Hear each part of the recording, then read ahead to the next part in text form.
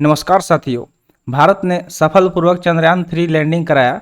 तो जब लैंडिंग हुआ उसके बाद से बहुत सारे सवाल हमारे मन में आ रहा होगा। तो चलिए आज इस वीडियो के थ्रू हम लोग चंद्रयान 3 से जुड़े 10 ऐसे सवाल डिस्कस करेंगे जो आपके मन में भी जरूर आता होगा। तो जल्दी से वीडियो को लाइक कर दीजिए और चैनल पर नए हैं तो जल्दी से चैनल को सब्सक्राइब कर लीजिए। तो चलिए सबसे पहले देखिए, सबसे पहले आपके मन में एक सवाल आया होगा। सवाल ये है कि कौन से देश अब तक चंद्रमा पर सॉफ्ट लैंडिंग कराने में सफल हुए हैं। क्योंकि देखिए अब भारत किया हुआ है सॉफ्ट लैंडिंग, तो ये भी मन में आएगा कि और भी तो कोई देश है जो सफल लैंडिंग कराया होगा। तो देखिए यहाँ पे दिया गया है कि अमेरिका, चीन और पूर्व सोवियत संघ यानी कि जो कि अभी रूस है, चांद पर सॉफ्ट लैंडिंग कराने में सफल रहे हैं। तो ये सारे कुछ यहाँ पे देश है, जैसे कि अमेरिका हो गया, चाइना हो गया, या फिर यूएसएसआर जिसको अभी रूस हम लोग बोलते हैं, ये सारे सॉफ्ट लैंडिंग कराने में सफल रहे हैं। अब इस लिस्ट में भारत भी शामिल हो गया है। तो सॉफ्ट लैंडिंग कराने में अब भारत भी इस लिस्ट में आ गया है। ये चीज़ आप ध्यान में रखिएगा कि भारत के साथ साथ अमेरिका हो गया, चीन हो गया, या फिर रूस हो गया, ये सारे ऑलरेडी सॉफ्ट लैंडिंग करा चुके हैं। चंद्रयान 3 की सफल लैंडिंग के साथ भारत चांद पर सॉफ्ट लैंडिंग कराने वाले चौथा देश बन गया है। तो पहले से ये 3 देश आप नाम देख लिए होंगे, अमेरिका, चीन और रूस। उसके बाद चौथा देश कौन सा बन गया? तो भारत, जो कि सॉफ्ट लैंडिंग कराने में सफल रहा। अब आगे बढ़ते हैं, देखते हैं नेक्स्ट सवाल क्या दिया गया है। अगला क्वेश्चन दिया गया है कि कौन से देश अब तक चंद्रमा के साउथ पोल पर सॉफ्ट लैंडिंग करा चुके हैं। तो हम लोग, जो हमारा देश है इंडिया, वो कहाँ पे लैंडिंग कराया है सॉफ्ट लैंडिंग? तो जो साउथ पोल है, ठीक है, दक्षिणी ध्रुव चंद्रमा का है, वहाँ पे सॉफ्ट लैंडिंग कराया है। तो क्या कोई और भी देश है जो चंद्रमा के दक्षिणी ध्रुव पे सॉफ्ट लैंडिंग कराया है? चलिए जानते हैं। तो अभी तक कोई भी देश चंद्रमा के साउथ पोल पर कोई भी सॉफ्ट लैंडिंग कराने में सफल नहीं हुआ है। यानी कि भारत ही पहला ऐसा देश है जो चंद्रमा के दक्षिणी ध्रुव पे सॉफ्ट लैंडिंग कराया है। इसके पहले कोई भी देश दक्षिणी ध्रुव पे सॉफ्ट लैंडिंग नहीं कराया है। भारत का पिछला मिशन जो कि चंद्रयान 2 था, जो 2019 में हुआ, लेकिन वो लैंड होने में सफल नहीं हुआ था। ठीक है, तो उस टाइम वो क्या हुआ था, सफल नहीं हुआ था, अनसक्सेसफुल हो गया था। लेकिन भारत ने इतिहास रचते हुए यह मुकाम हासिल कर लिया। तो देखिए होता है ना कि आपको हमेशा बोला जाता है कि कोशिश कीजिए, एक बार अगर आप गिरते हैं फिर से उठिए, दोबारा कोशिश कीजिए। तो ऐसा ही हमारे इसरो के साइंटिस्टों ने किया कि एक बार दोबारा, पहला जो चंद्रयान 2, इसके पहला जो मिशन हुआ था 2019 में, वो सफल नहीं हुआ। ठीक है, फिर उन लोगों ने दिन रात एक करके मेहनत किया और अब ऐसा हुआ कि उन लोगों ने सफलपूर्वक सॉफ्ट लैंडिंग करा दिया। तो इस तरह से क्या हुआ कि जो भारत है, इतिहास रचते हुए यह मुकाम हासिल किया। तो अब एक जीके आपसे हमेशा एक पूछा जाएगा कि कौन सा देश है जो चंद्रमा के दक्षिणी ध्रुव पे सॉफ्ट लैंडिंग कराया है, सबसे पहला देश, ठीक है, विश्व का। तो वहाँ पे आंसर में क्या आएगा? हमारा देश का नाम आएगा। अगला क्वेश्चन दिया गया, थर्ड क्वेश्चन, कि चंद्रयान 3 मिशन के प्रोजेक्ट डायरेक्टर कौन है। तो जो ये जो प्रोजेक्ट था उसके डायरेक्टर कौन है, ये हम लोग जानते हैं। क्योंकि इतना सारा हुआ तो जानना जरूरी है ना कि कौन कौन से ऐसे जो महान हस्ती है जो इस चीज़ के पीछे उनका हाथ है। तो दिया गया है कि चंद्रयान 3 मिशन के प्रोजेक्ट डायरेक्टर पी बीरमुथुएल हैं। ठीक है, तो प्रोजेक्ट डायरेक्टर इनके कौन है थे? तो पी बीरमुथुल थे। उन्होंने वर्ष 2019 में चंद्रयान 3 के प्रोजेक्ट डायरेक्टर की कमान संभाली। तो जब 2000 चंद्रयान 2 जब अनसक्सेस हुआ, उसके बाद से इन्हें ये कमान दिया गया कि ताकि वो चंद्रयान 3 के लिए काम करे। इससे पहले वो इसरो के स्पेस इंफ्रास्ट्रक्चर प्रोग्राम कार्यालय में उप निर्देशक के पद पर अपनी सेवाएं दे चुके हैं। तो इसके पहले अगर बात करें तो वो उप निर्देशक यानी कि को डायरेक्टर बोल सकता है। ठीक है, वो को डायरेक्टर के रूप में थे। कहाँ पे? तो इसरो के जो स्पेस इंफ्रास्ट्रक्चर प्रोग्राम है वहां पे।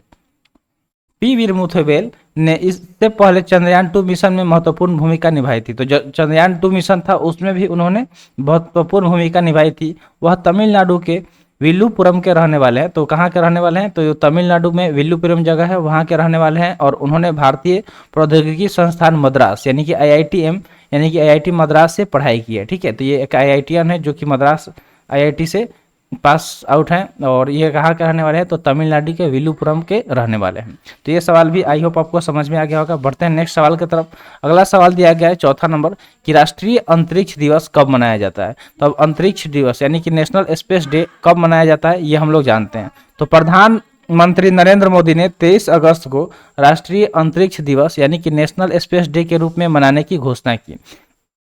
कब घोषणा किया गया? तो 23 अगस्त को जो प्रधानमंत्री नरेंद्र मोदी हैं उन्होंने डायरेक्ट अनाउंस कर दिया कि अब प्रत्येक साल 23 अगस्त को राष्ट्रीय अंतरिक्ष दिवस यानी कि नेशनल स्पेस डे सेलिब्रेट किया जाएगा। चंद्रयान 3 ने 23 अगस्त को चंद्रमा के दक्षिणी ध्रुव पर सॉफ्ट लैंडिंग करने के लिए लैंडिंग की थी। ठीक है, 23 अगस्त को ही चंद्रयान 3 ने क्या किया था, सॉफ्ट लैंडिंग किया था चंद्रमा के दक्षिणी ध्रुव पे। इसलिए प्रधानमंत्री नरेंद्र मोदी ने घोषणा किया कि प्रत्येक साल 23 अगस्त को अंतर्राष्ट्रीय अंतरिक्ष दिवस मनाया जाएगा। इस दिन को ऐतिहासिक बनाने के लिए इसे नेशनल स्पेस डे के रूप में घोषित किया गया है।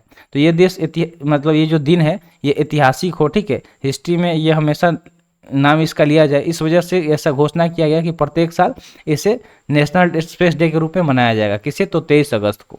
साथ ही 2019 में जिस पॉइंट पर चंद्रयान 2 की हार्ड लैंडिंग हुई थी उस पॉइंट को तिरंगा पॉइंट नाम दिया गया। तो देखिए, जो 2019 में चंद्रयान 2 मिशन था वहाँ तो लैंडिंग हुआ था, ठीक है, लेकिन सफलपूर्वक नहीं हुआ था। फिर भी जिस जगह पे वो लैंडिंग हुआ था उसका नाम क्या रखा गया है, तो तिरंगा पॉइंट रखा गया है। तो ये चीज़ भी आपको ध्यान में रखना है।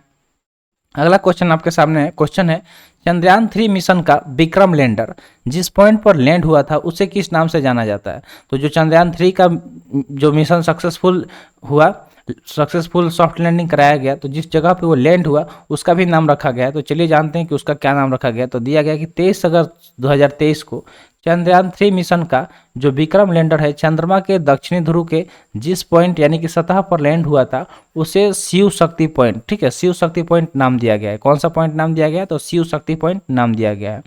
गौरतलब है कि भारत चांद के दक्षिणी ध्रुव पर लैंडिंग कराने वाला दुनिया का पहला देश बन गया है। तो ये हमारे लिए काफ़ी ऑनर की बात है, प्राउड फीलिंग वाला बात है कि हमारा जो देश है वो साउथ पोल है मून का, उस पर पहली बार लैंड कराया, सॉफ्ट लैंडिंग कराने में सफल हुआ है पूरे वर्ल्ड वाइड में।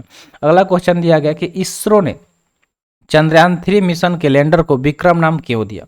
अब विक्रम लैंडर आप बार बार सुन रहे होंगे, तो इसके पीछे विक्रम जो नाम है इसका राज क्या है, आइए जानते हैं। तो जो इसरो ने विक्रम लैंडर का नाम भारतीय अंतरिक्ष कार्यक्रम के जनक कहे जाने वाले वैज्ञानिक विक्रम साराभाई के नाम पर रखा है, ठीक है।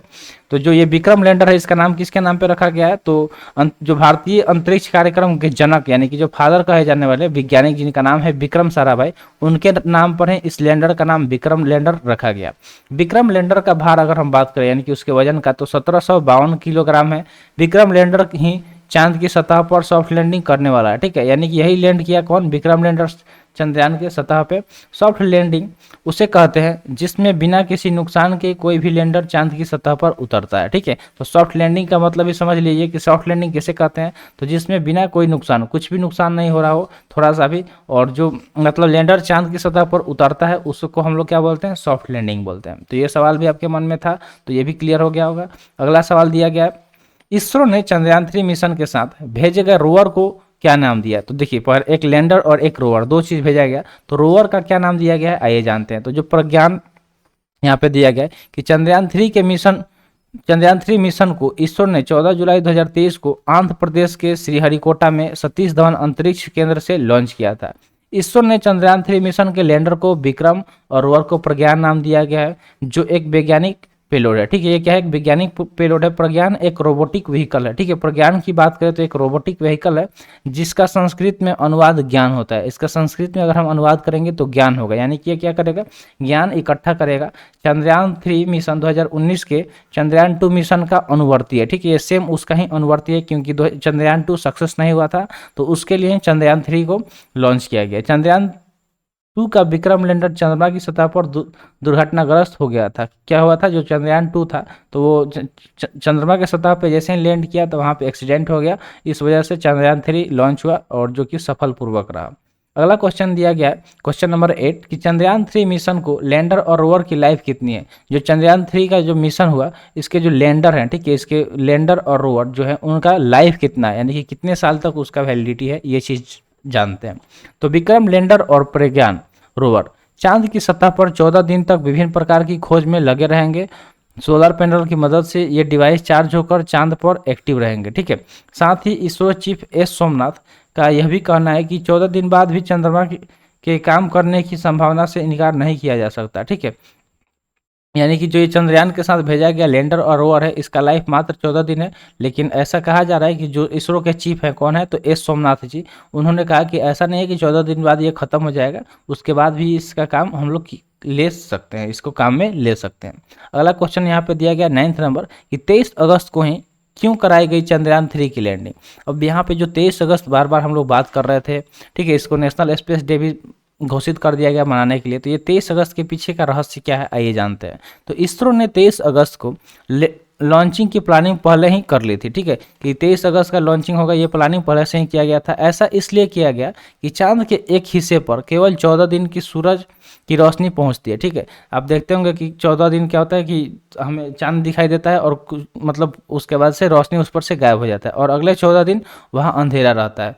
तो जो दक्षिणी ध्रुव है वहाँ पे 14 दिन रोशनी होता है और 14 दिन अंधेरा होता है। सोलर पैनल से चलने वाले लैंडर और रोवर की सूरज की रोशनी की आवश्यकता होगी, तो उसमें सोलर पैनल लगा हुआ है, ठीक है। जो भी लैंडर और रोवर है उसमें क्या लगा हुआ है, सोलर पैनल लगा हुआ है। तो जब तक उस पर सूरज का प्रकाश नहीं पड़ेगा वो काम नहीं करेगा, इसीलिए इसका लाइफ भी 14 दिन ही का था, ठीक है। तो 14 दिन उस पर जब प्रकाश पड़ेगा तो वो काम करेगा, फिर वो क्या हो जाएगा, उसका वो डैमेज हो सकता है। तो इसलिए ऐसा बताया गया कि जो 14 दिन तक उस पर सूरज की रोशनी पड़ेगी और उसकी ज़रूरत भी पड़ेगी, इसलिए इसरो ने लॉन्चिंग डेट ऐसी चुनी कि विक्रम के लैंड होने के समय साउथ पोल एरिया में सूरज की रोशनी पहुंचती रहे। तो जब साउथ पोल में लैंडिंग कराया गया तो इस वजह से कराया गया 23 तारीख को, क्योंकि उस दिन से अगले 14 दिन तक क्या हो कि उसको पूरा सूरज की रोशनी प्राप्त हो, इसलिए इस 23 अगस्त को ही चुना गया कि चंद्रयान 3 को लैंडिंग कराया जाएगा। तो ये सवाल भी आपके मन में बहुत बार आ रहा होगा, 23 अगस्त को क्यों कराया गया, इसके पहले भी करा सकते थे, उसके बाद भी करा सकते थे। तो ये वजह भी आप जान गए होंगे। नेक्स्ट क्वेश्चन दिया गया कि चंद्रयान 3 के लैंडिंग के 4 फेज कौन कौन से थे। तो देखिए आपसे बहुत क्वेश्चन डायरेक्ट पूछा जाएगा कि चंद्रयान 3 के जो लॉन्च कराया गया इसमें कितने फेज थे, ठीक है। तो इसके 4 फेज थे। अब फेज कौन कौन से हैं ये जान लेते हैं। तो पहला है rough breaking phase. Rough breaking phase देखिए, इस चरण के दौरान सॉफ्ट लैंडिंग के लिए लैंडर का क्षैतिज वेग लगभग 6000 किलोमीटर प्रति घंटे से कम होकर शून्य के करीब होना चाहिए। तो ये था रफ ब्रेकिंग फेज। उसके बाद अगला फेज था एटीट्यूड होल्डिंग फेज, ठीक है। एटीट्यूड होल्डिंग फेज में क्या हुआ कि चंद्रमा के सतह से लगभग 7.43 किलोमीटर की ऊंचाई पर लैंडर 3.48 किलोमीटर की दूरी तय करते हुए क्षैतिज के ऊर्ध्वाधर स्थिति में झुक जाता है, ठीक है। तो जो एटीट्यूड होल्डिंग फेज था इसमें ये चीज़ थी। अगला जो फेज था उसका नाम था final breaking phase, fine breaking phase, ठीक है। फाइन ब्रेकिंग फेज, तो ये फेज लगभग 175 सेकेंड तक चलेगा। ये जो फेज था कितना देर तक चला, तो 175 सेकेंड तक चला। इस दौरान लैंडर लैंडिंग क्षेत्र तक क्षैतिज रूप से लगभग 28.52 किलोमीटर की यात्रा करेगा। साथ ही ऊंचाई लगभग 1 किलोमीटर कम हो जाएगी, ठीक है। धीरे धीरे उसका ऊंचाई क्या होगा, 1 किलोमीटर कम हो जाएगी। चंद्रयान 2 ने एटीट्यूड होल्ड और फाइन ब्रेकिंग फेज के बीच कंट्रोल खो दिया था और यही जो फेज था, ठीक है, एटीट्यूड होल्डिंग फेज और फाइन ब्रेकिंग फेज, इसी बीच में क्या हुआ था कि जो चंद्रयान 2 लॉन्च किया गया था 2019 में, तो उसका जो कंट्रोल था वो गड़बड़ा गया था, जिस वजह से वो सक्सेस नहीं हुआ था।